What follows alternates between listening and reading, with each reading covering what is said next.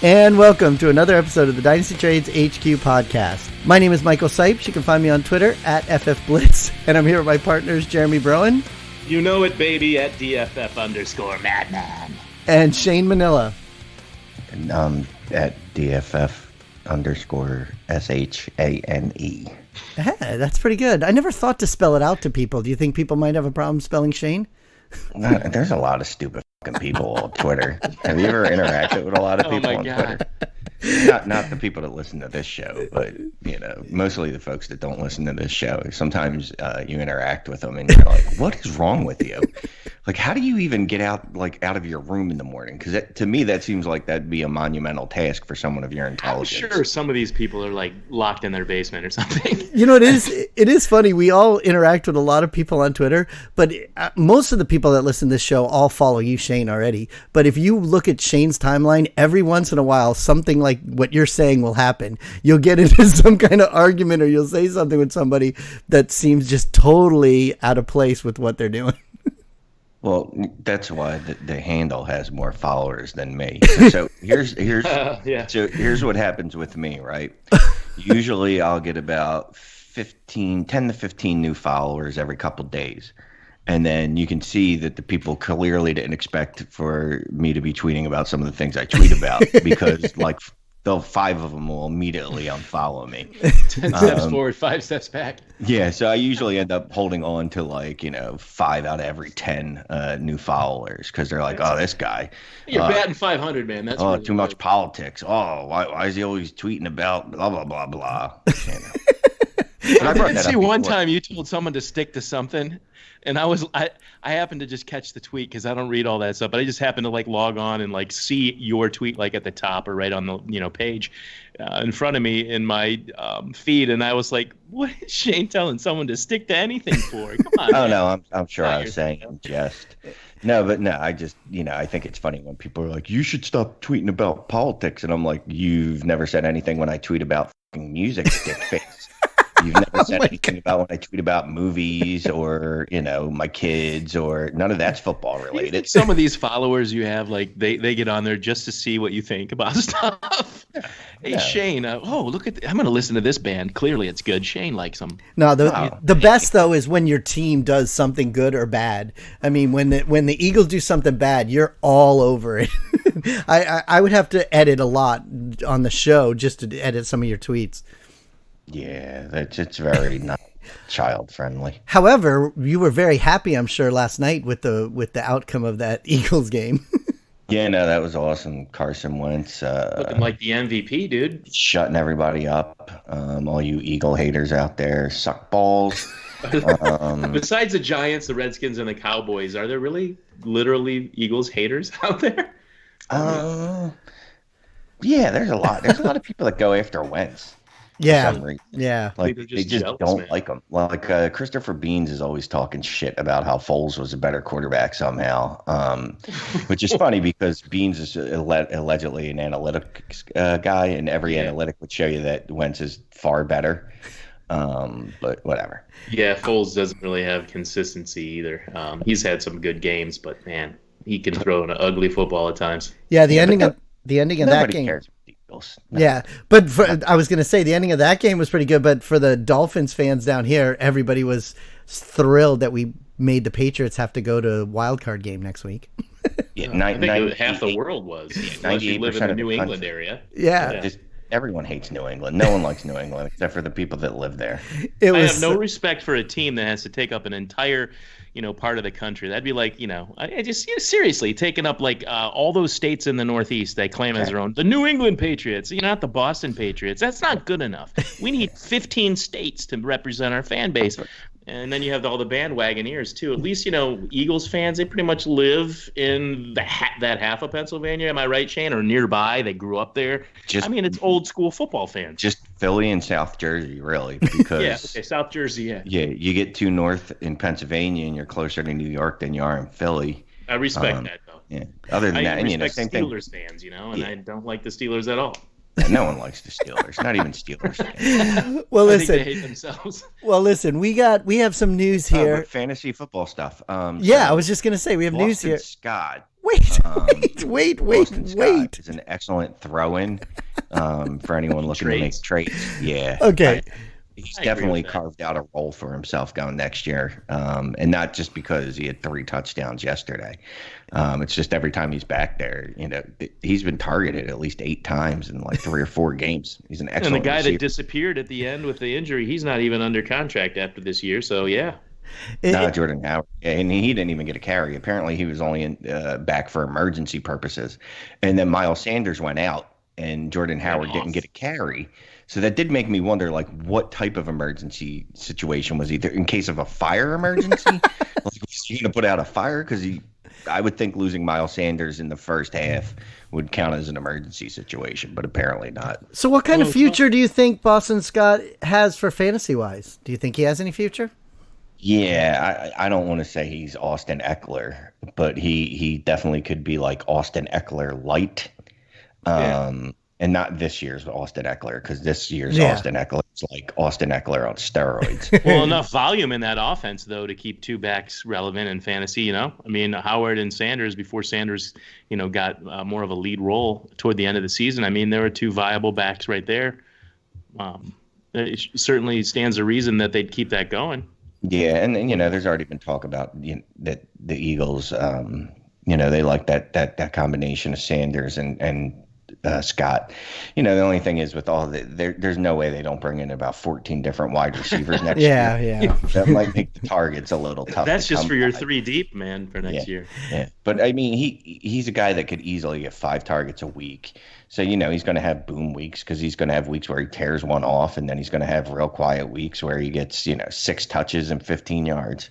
But he's a guy I definitely like. Like, I would take him over a 3rd-round rookie pick right now. Sure. And it's funny, for most people in dynasty leagues that grabbed him off of waivers, he was pretty much free for everybody that got him. Well, our news tonight is brought to you by fantasydata.com, and use the promo code TradesHQ, all in caps, and go get your discount there. The first news was when we were just talking about all that fallout from all the teams. Jeremy, your team, the Browns. I'm sorry you guys are breaking up. I think we're having trouble with the audio over here on my end. Yeah, why? What happened with the Browns? Nothing, man. Same season, different year. That's it. Same stuff as always. Different. The coaching carousel, the not getting it right, promoting a guy before he's ready for that role. Just all of it's just so silly. The squandering of all that talent this season in fantasy football. If you're a Browns fan, it was just horrible to watch. You see 3 players, excel and get thousands of yards and have these statistics, and then the Browns lose, 10 games with that kind of talent sitting there, losing to the 1-14 Bengals, losing to the pretty sad, bad Arizona Cardinals. I mean, just losing games that they shouldn't have lost, on top of all the, the games that were just they got their asses handed to them. And so I'm glad he's gone. It was the right choice. Super nice guy, but bye. As a Browns fan in fantasy, looking forward to them getting somebody that can turn that Baker Mayfield kid into a perennial consistent quarterback. He needs consistency. I still think he can be really good. I think that whole team can be really, really good in fantasy with the kind of names we're talking about in Odell Beckham Jr., Jarvis Landry, Nick Chubb, for crying out loud. Should have got the rushing title. Just so much sitting there to work with, a few pieces on the offensive line and, plug some holes here and there. They need a real coach, like a guy that knows what he's doing. Or a girl, but somebody that knows what they're doing. Is there any word, any news, any rumors, anything coming out of there? Rumors, yeah, around Cleveland, they're talking about McCarthy, Mike McCarthy. They're talking about Josh McDaniels again from the Patriots, who, they think can run a tight ship and is pretty meticulous and detail-oriented like Bill Belichick really focuses on trying for perfection, that kind of thing. And they're looking also, and I always get his name wrong, I think it's Stefanski, right, the offensive coordinator for the Vikings. And I guess you guys know Paul DePodesta, right, from Moneyball fame.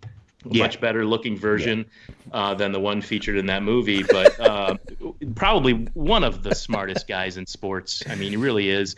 I've heard they're going to give him a little bit more power, a little more say in things. Apparently last year when they hired Freddie Kitchens, DePodesta wanted this Stefanski offensive coordinator, as that was his pick. So, it leads you to wonder, what direction they're going to go in. Hell, they could bring in a defensive-oriented head coach and a really good coordinator as well. That would be okay with me. But I just want them to get somebody that knows what they're doing as a head coach. And, I think the rest, with the kind of talent they have, things will work out fine. But the fantasy fallout, like Shane likes to say, that man, we already had that this year.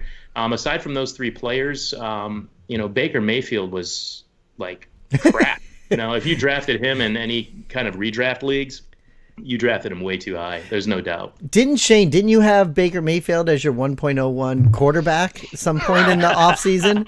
That he was your top? We all had him high, though. I can't confirm or deny that.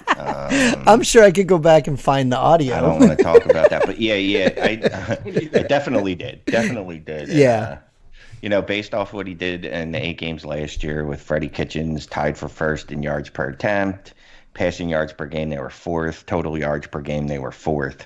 And then they come back this year and the yards per attempt dropped by 1.25 yards. So he fell to 17th.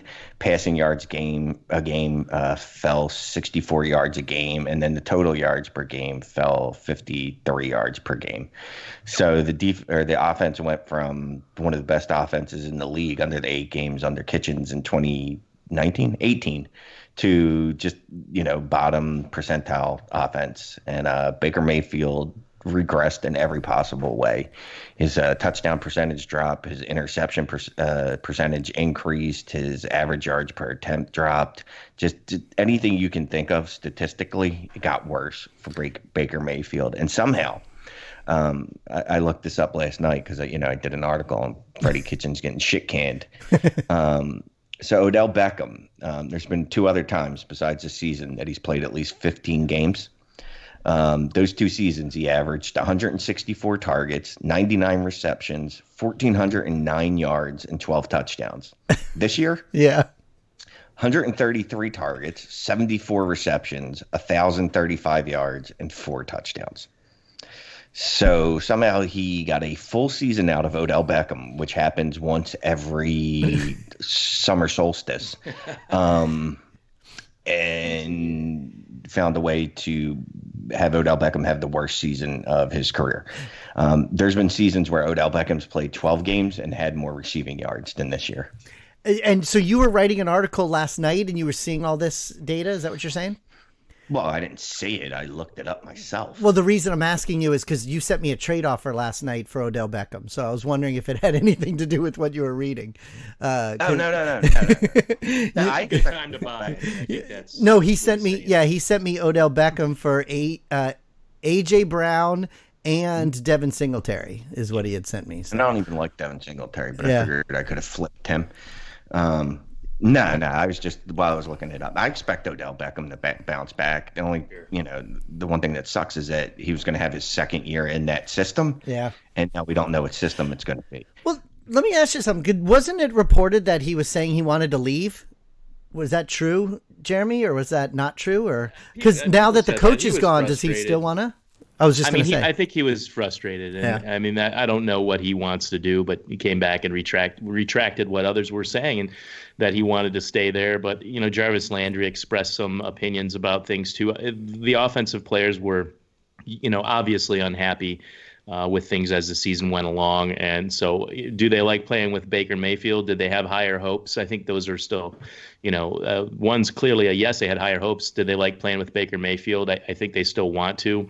I think they had, their dreams were squashed, right? And so I don't think he wants to leave. And when he says that they have something special in the making, I think he's talking about the player chemistry on offense. And, I think the one thing holding them back was the head coach that didn't really belong being a head coach. He was in over his head for that role. Yeah. And it frustrated the team further. And those guys are used to, playing better and getting more action. Odell's not unlike a lot of the other wide receivers that, raise their hand, throw me the ball, I'm always open.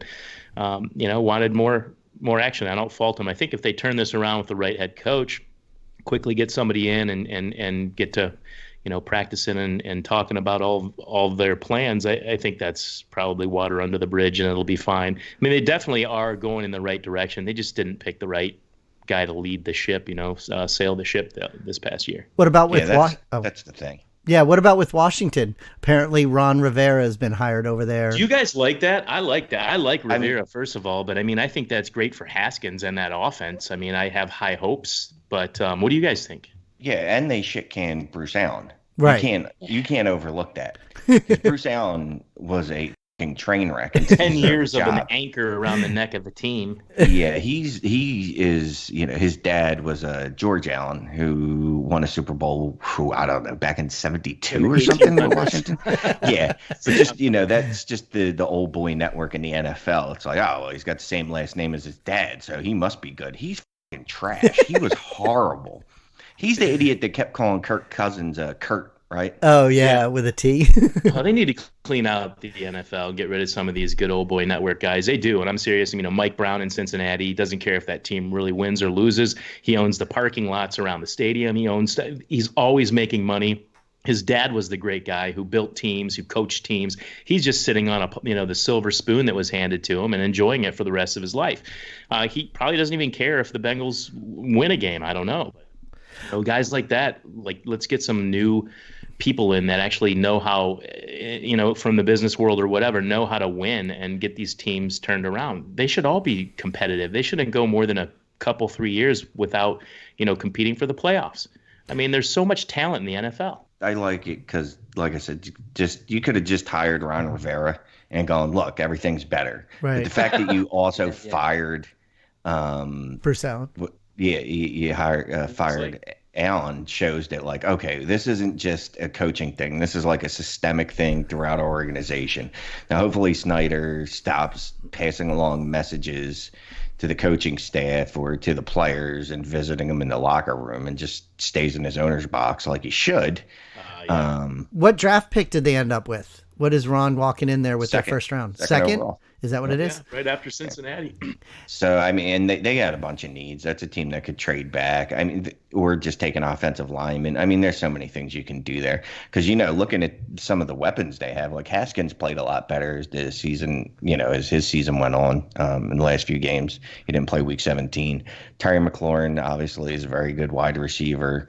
Steven Sims apparently is half decent. They have Kelvin Harmon, who, had a couple good games.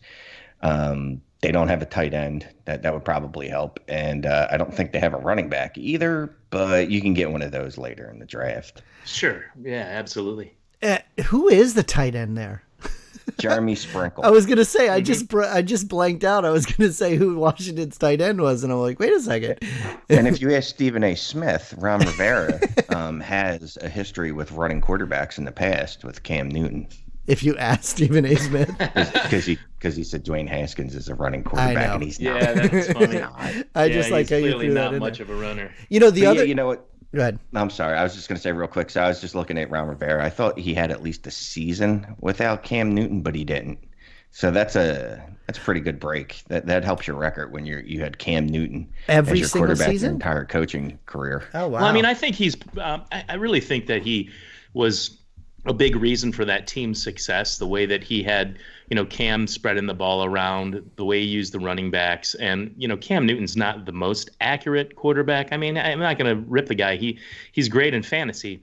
He wasn't the best quarterback, but the way that they created space for him and allowed players, to have these windows where they're not covered and gave him, more time to throw. Just some of the things that Ron Rivera did when he brought in coaches to really go cater to the strengths and hide the weaknesses of Cam Newton. He's not an idiot. He's a pretty smart guy. Now, things didn't work out that great, but in the end for him. But, I mean, they were really fantasy awesome for a long time. And then, we got Christian McCaffrey, Curtis Samuel, DJ Moore, still the tight ends getting action. Cam Newton hadn't gone down. I just think that I just think that Ron Rivera is going to be good for the Redskins. Is he the best coach in the world? No, but I think they were kind of a fantasy wasteland this year outside of Terry McLaurin. And, I think that they have, I have high hopes for those players. And, there are guys on that team I want now, just knowing, like Shane said, just knowing that Ron Rivera is going there. That's all I needed.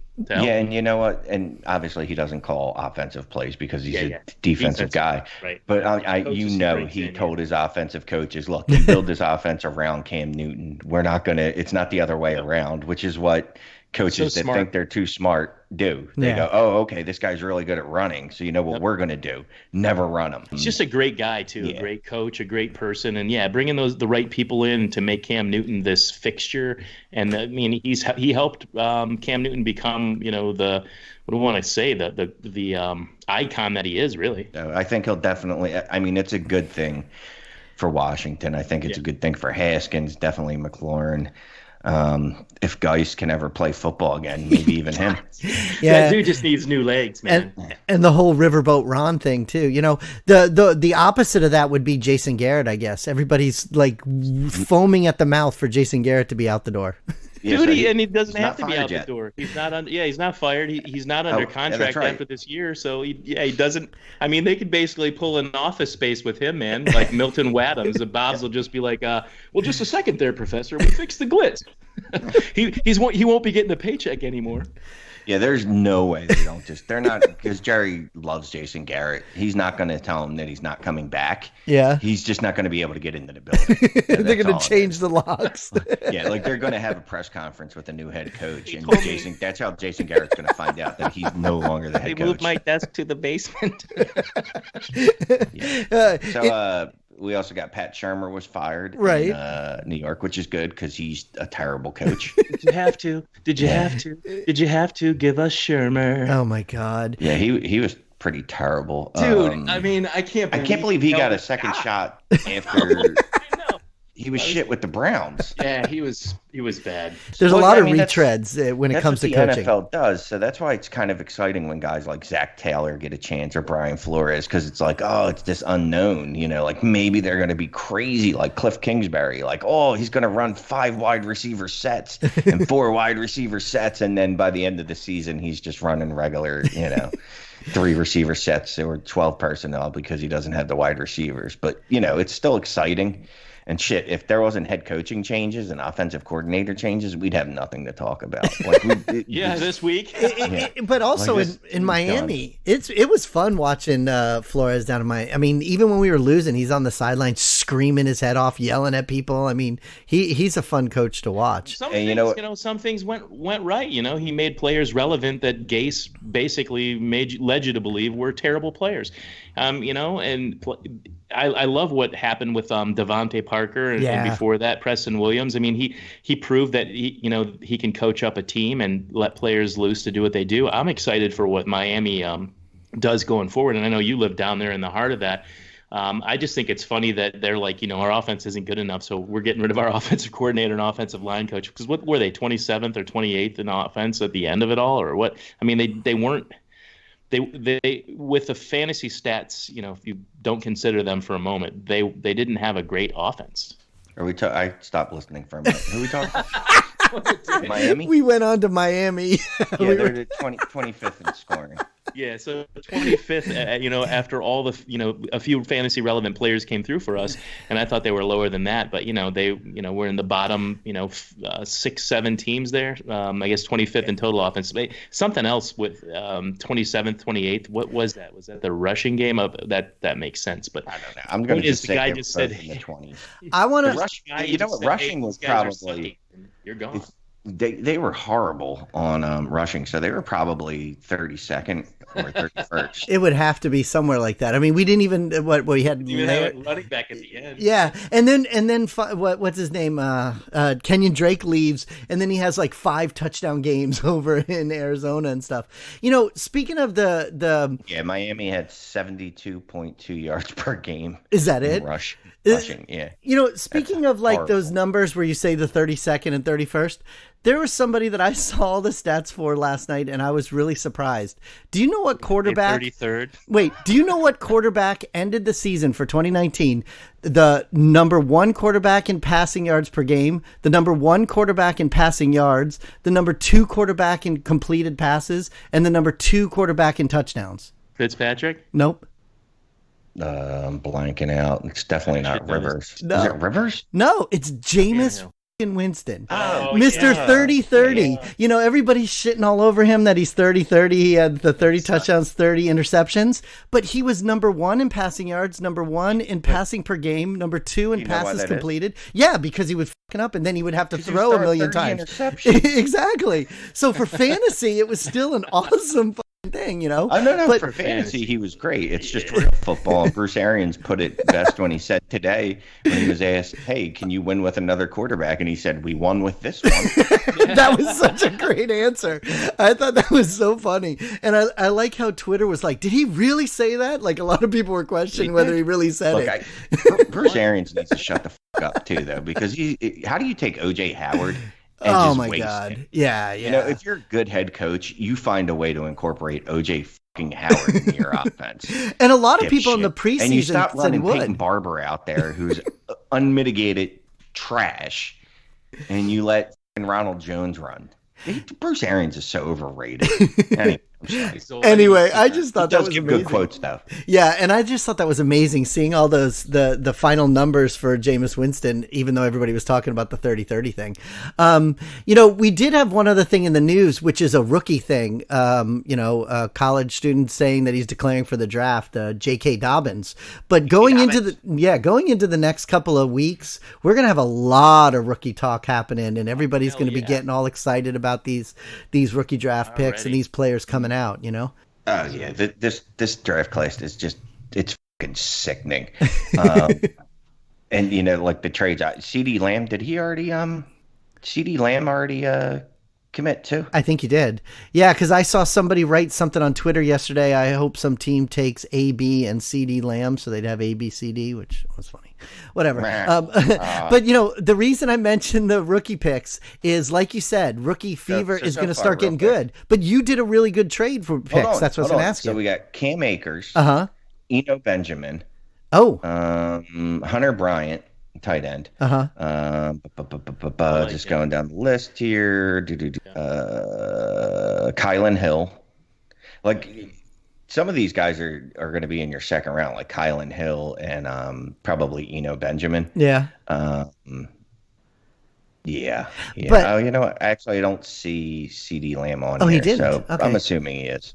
Well, there's still a lot of time, but it's going to be stuff we're going to be talking a lot about going forward, and we'll have some guests in here, and we'll be doing some stuff, and hopefully we'll all end up in Vegas.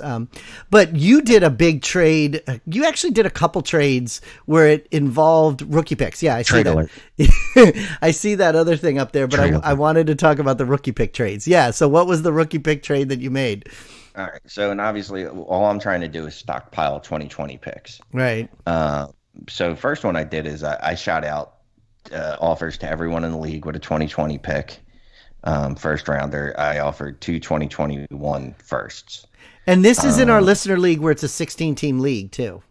Yeah, and who won that league? Larry the Monkey. Yes, that's right. Larry Monkey won. Congratulations, Larry Monkey. Sorry, Jeremy.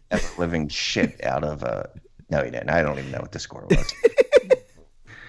Anyway, Lamar Jackson, Saquon Barkley, and Christian McCaffrey. I'm still not sure how all you idiots let him have all three of those players on the same team. And you had nothing to do with it? You had nothing to do with it? No. I didn't move any of those players.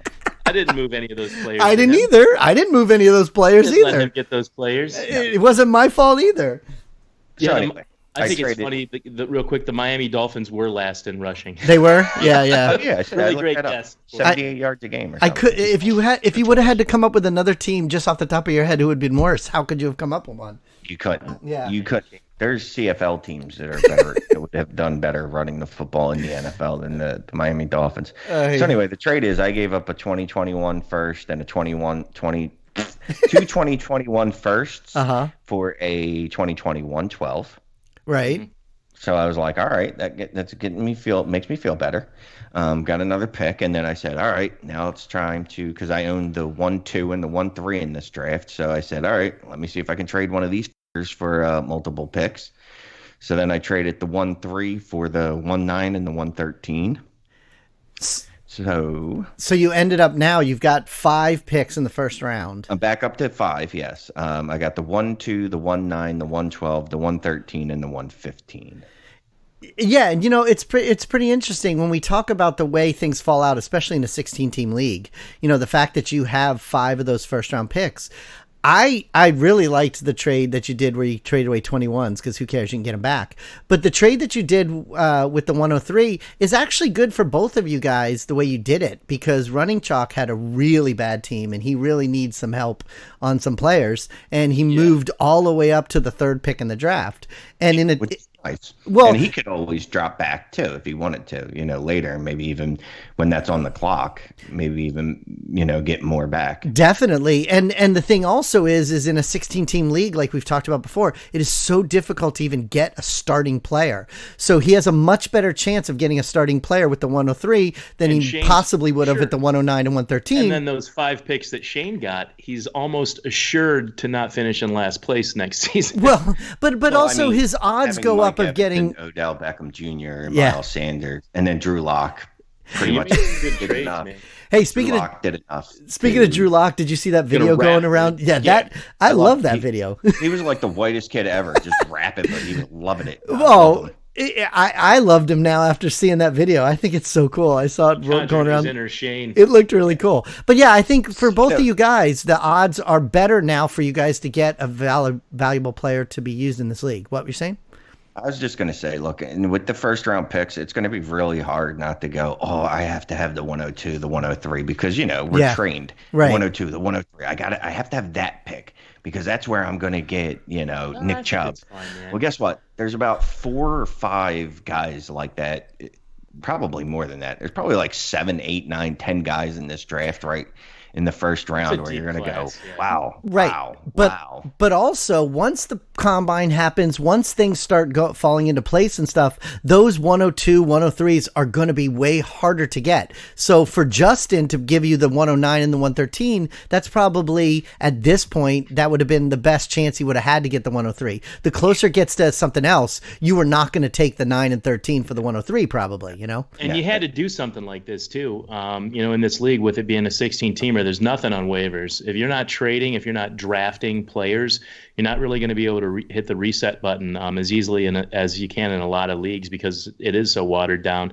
I mean, honestly, I would have thought about going a little bit of a different route had my team not, fortunately carried over well from last year when I won it. My team was, won the whole thing last year, came into it this year in pretty good shape. Lost a few players, was still able to get to the title game, but I just didn't feel like I was in a position to move my core players for something when I was still, contending, or I would have done something. You have to make a big, bold move in this in order to make it happen. And like I said, it's clear that Larry listens to this show. I mean, just seeing how he turned that team around and made it to the title game and beat me, it's clear that he's one of our greatest, most avid listeners. Well, plus for me too, I traded away all my picks except I think I have a 4th round pick is all I got left. But the only significant the only significant trade I ended up doing was with Shane, and it actually hopefully won't hurt me as bad, was when I gave him Mike Evans for AJ Brown. Going forward, hopefully that'll still help. But Shane, you also did another trade. Speaking of AJ Brown, you did a trade for AJ Brown. I know in that league you tried to get him back from me, but you didn't get him. But in another league you did get him, right? Yeah. So I think it was like a week and a half ago. It's before his latest outburst. It was awesome. I don't even call them like splash games. They're just outbursts. Like they're just rude and like I'm dropping 150 on you. Ugh. So I traded him straight up I traded Alvin Kamara straight up for AJ Brown. And like I love Alvin Kamara. Obviously, he's had a down year. My finger quotes, air quotes. You used air quotes? Yeah, air quotes. Bring it back to old school shit. But mostly, to due to touchdown regression. Right. Kamara had a bad season. But just AJ Brown's just got superstar written all over him, and so I got that AJ Brown fever. But it sucks. I should have tried to acquire more of them. Obviously before he lost his fucking mind. But I do own him in I think of my remaining leagues, of my MFL ones. Yeah. So I think that's like 8 out of 31 leagues. I was able to pare back a little bit on my stuff because with my life I have to right now. But in what I have left, I have AJ Brown now in 4 of those leagues, so I was happy. Yeah. And I wonder, do you think people's attitude would be a little bit different than it was 3 weeks ago when we traded for Mike Evans? Or, I mean, because I've seen a lot of trades on Twitter the last couple of days for AJ Brown. I mean, you traded Alvin Kamara. Do you think the attitude from people would be different than it was when we did that trade?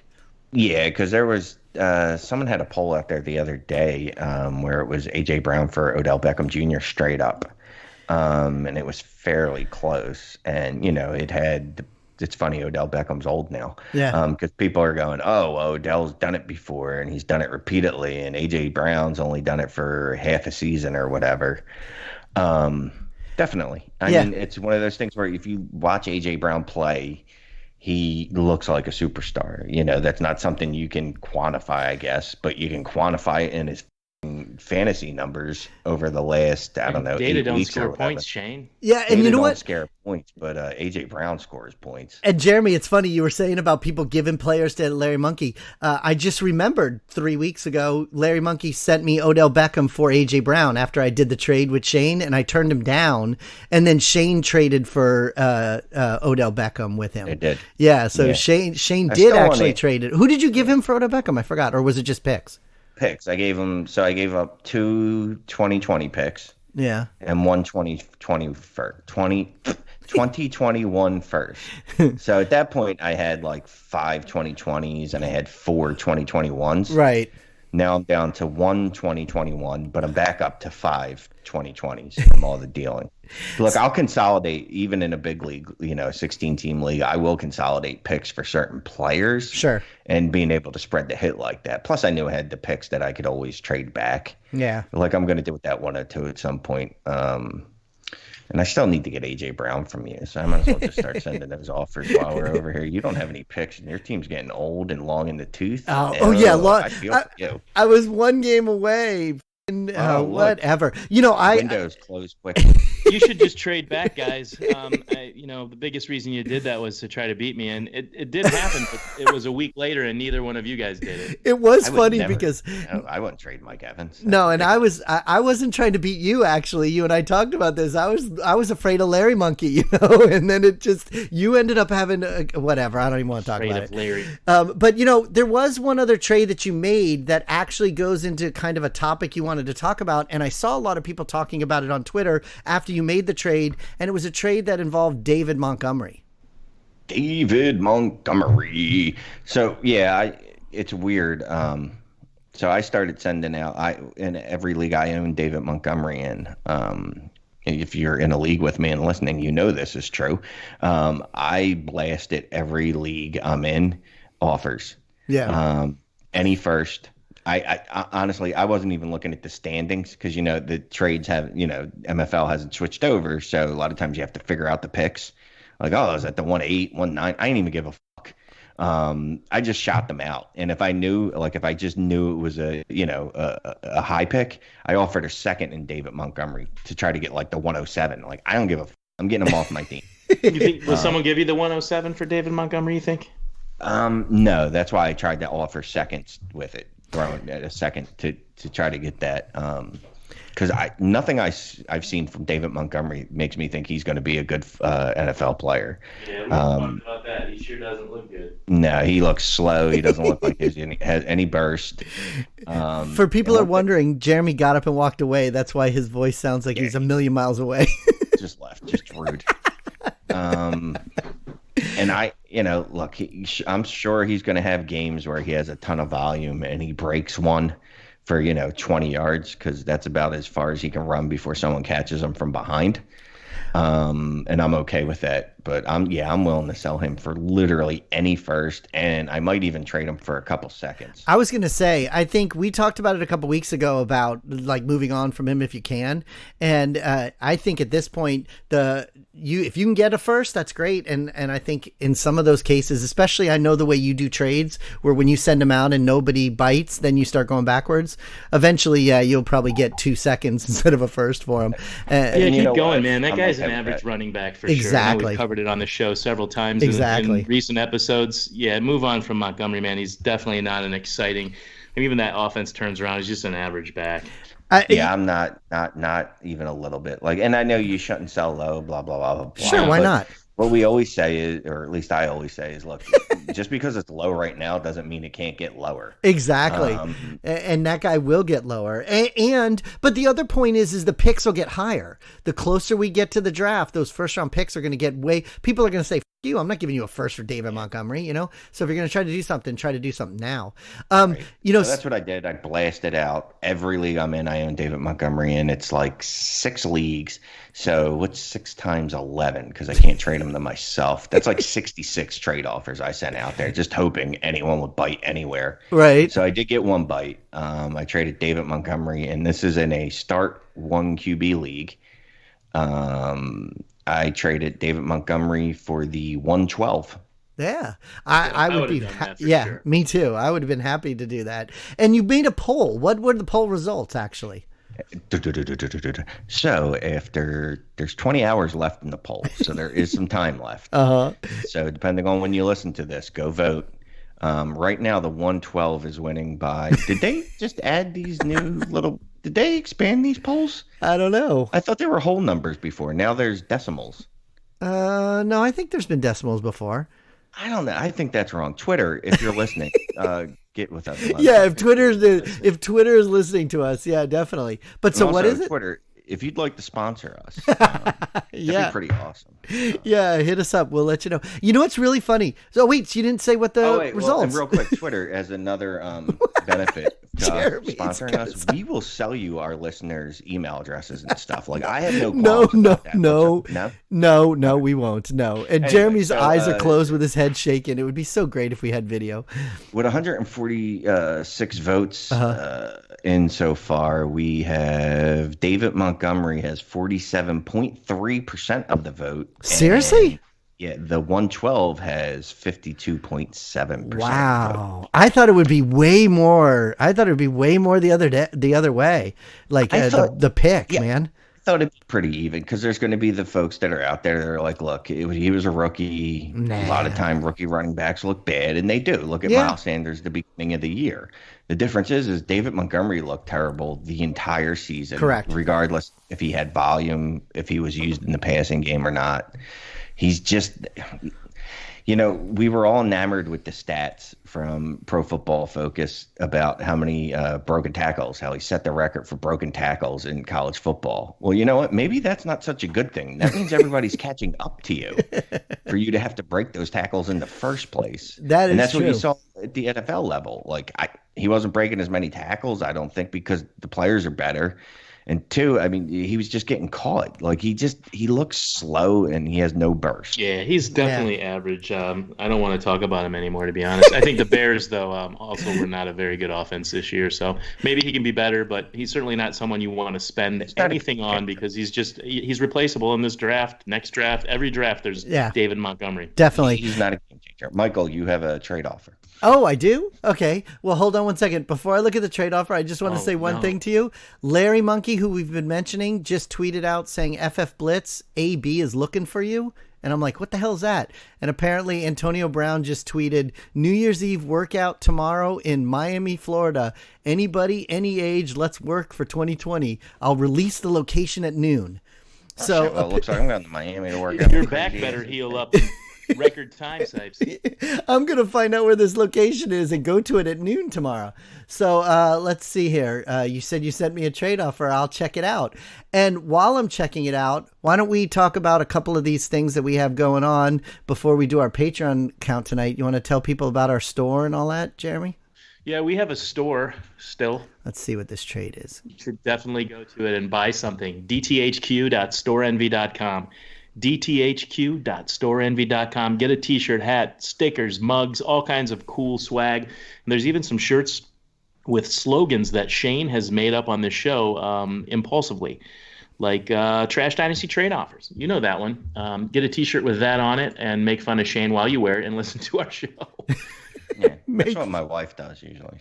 Does she really? And then makes fun of me. Nah, she doesn't make fun of me. She knows better. Oh, okay. I don't know about you. I keep my woman in place. Shut up. She doesn't listen. I could say anything. It doesn't matter. I know. And everybody knows you're just kidding. So let's see here. What is that? The 109 and what is that?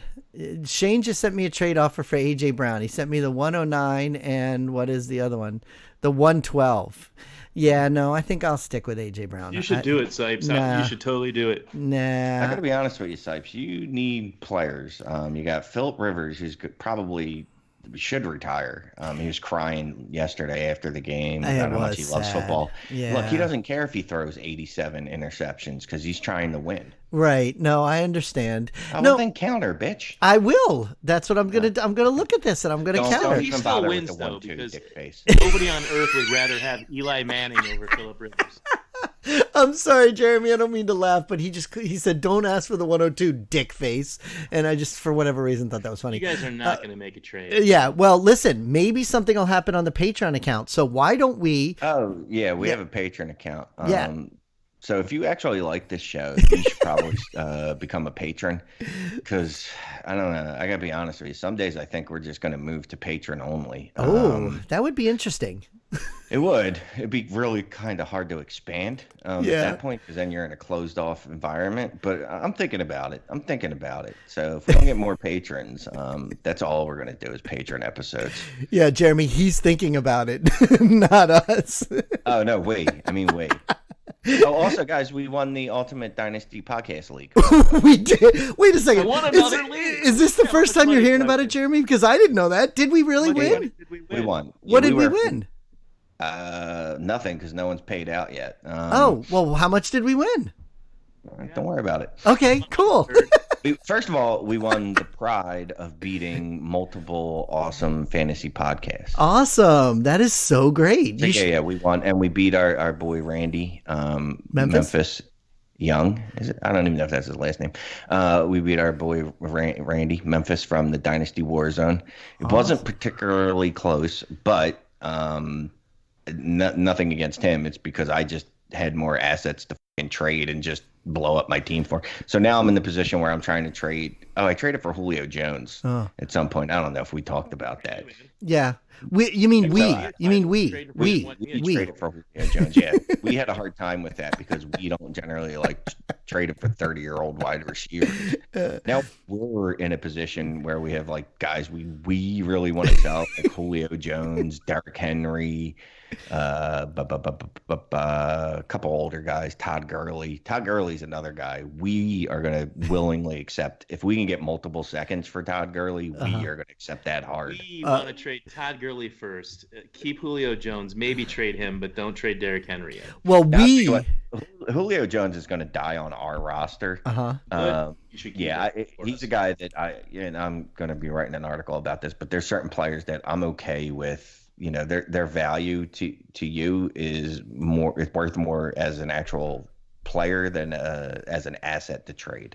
You're not going to. I'll tell you what. When you do get the proceeds sent to you, my PayPal account, right? DynastyTradesHQ Pod. Yeah. Just go ahead and send me over the third. And now everybody else knows our PayPal account too, if anybody wants to send anything. So listen, we are going to talk some more about this on the Patreon account. But right now, everybody go check out our Twitter account at DynastyTradesHQ and hit us up if you have some trades. We're going into the off season. A lot of people are going to want to make some moves, especially for picks. So let us know what you think and check out our Patreon account. And hey, let's go do a Patreon show. You want to? Jason Garrett yet? What? Let's do it. Has Jason Garrett been fired yet? What? Hold on. Wait. I'm just saying if Jason Garrett's actually been fired yet. They need to just put this guy out of his misery at this point. Or we will find work out. Itself out. Yeah, or we will find out later on the Patreon show. So everybody go say goodnight. Say goodnight, Shane. Good night, Shane. Good night, Shane. Good night, Shane. Bye.